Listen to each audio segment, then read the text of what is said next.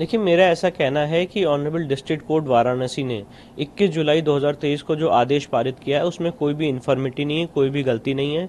Honourable district court Varanasi ने सारे पक्षों को सुनने के बाद बहुत स्पष्ट रूप से बड़ा वेल रिटन ऑर्डर दिया है 7 पेजेस का, जिसमें उन्होंने ये स्पष्ट रूप से कहा है कि सर्वे कहाँ कहाँ पे होना है, कैसे कैसे सर्वे होना है। सबसे महत्वपूर्ण बात यह है, उसमें ये एक सेफगार्ड भी मेंशन किया गया ऑर्डर में पेज नंबर 7 पे कि बिना स्ट्रक्चर को डैमेज पहुंचाए हुए ये सर्वे कंडक्ट होना चाहिए।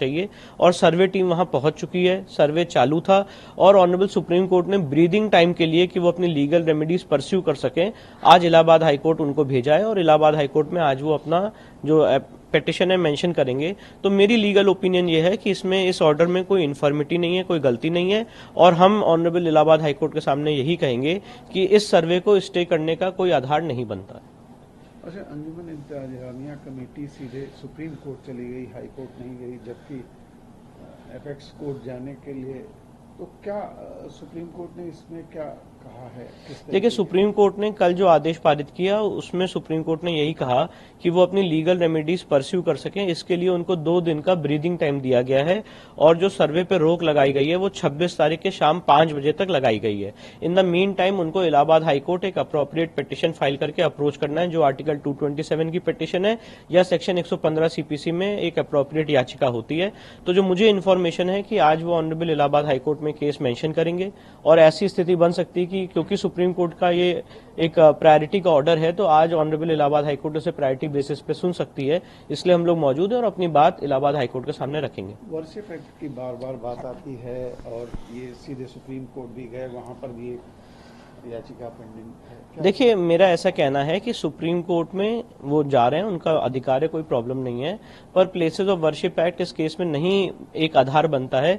उसका कारण यह है कि हमारे प्लेंट में क्लियर प्लीडिंग है कि नवंबर 1993 तक उस तथाकथित परिसर में हम पूजा पाठ करते चले आए। प्लेसेस ऑफ वर्शिप एक्ट 1991 में आया है और प्लेसेस ऑफ वर्शिप एक्ट का उल्लंघन करते हुए, उसका मर्डर करते हुए हमें उस प्रॉपर्टी से डिस्पोजेस किया गया, इसलिए यहाँ पे places of worship act attract नहीं होता है। और ये बात 2 कोर्ट होल्ड कर चुकी है, डिस्ट्रिक्ट कोर्ट वाराणसी 12 सितंबर 2022 को और ऑनरेबल इलाहाबाद हाईकोर्ट 31 मई 2023 को। 68 पेजेस का वेल रिटन ऑर्डर है honourable mister justice J Munir साहब का।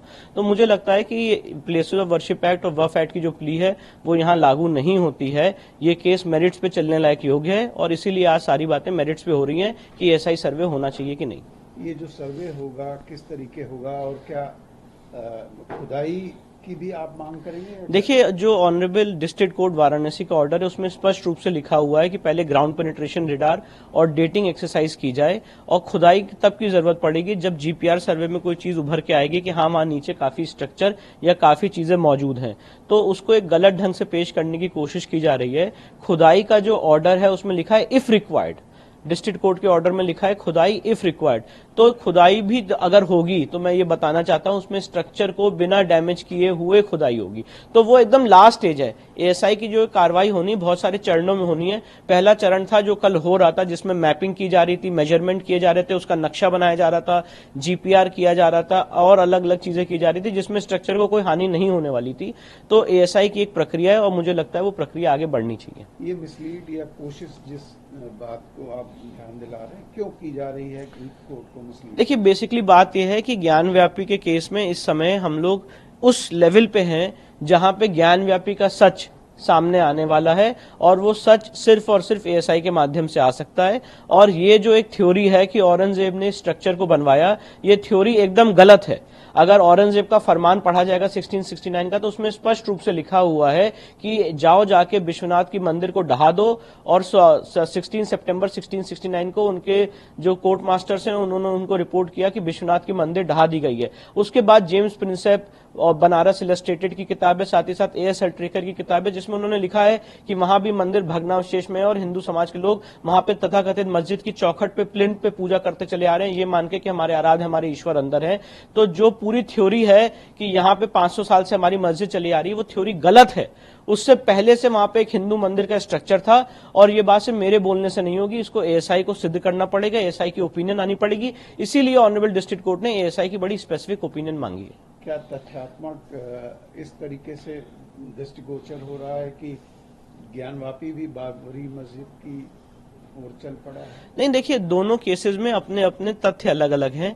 ये केस में एक डायरेक्ट फरमान मिलता है औरंगजेब का, जिसमें डिमोलिशन का हमें प्रूफ मिलता है। उसके बाद भी बराबर वहां पे वर्शिप का, पूजा पाठ का, बिलीफ, आस्था, फेथ का उस जगह पे बराबर प्रूफ मिलता है। और हिस्टोरिकल और शास्त्रीय रिकॉर्ड यही है कि जो 12 ज्योतिर्लिंग है उसमें से 5 ज्योतिर्लिंग स्वयंभू हैं। उन 5 स्वयंभू ज्योतिर्लिंग में जो सबसे पहला ज्योतिर्लिंग है वो आदि विश्वेश्वर का ज्योतिर्लिंग है। और वहां पे सदियों से, सृष्टि की उत्पत्ति से हिंदू समाज के लोग वहां पूजा पाठ करते चले आए हैं। हमारे ईश्वर, हमारे आराध्य का स्वयंभू ज्योतिर्लिंग वहां पे मौजूद रहा है। इसलिए वो जगह हमारे लिए बहुत रिलीजियस और शास्त्रिक महत्व की है, साथ ही साथ हिस्टोरिकल इंपॉर्टेंस की है। इसलिए मेरा ऐसा मानना है कि हमने अपनी बात हमेशा कोर्ट में रखी है और कोर्ट के माध्यम से लड़ाई लड़ रहे हैं, तो आगे भी हमें जो भी बातें हैं कोर्ट के माध्यम से करेंगे। विपक्षियों के पास क्या मुख्य तर्क है और क्या बचाव? देखिए, मेरिट्स पे तो उन्होंने जो आर्गुमेंट रखे हैं वो यही रखे हैं कि भाई औरंगजेब एक बहुत अच्छा बादशाह था, उसने कोई क्रूएल्टी नहीं की।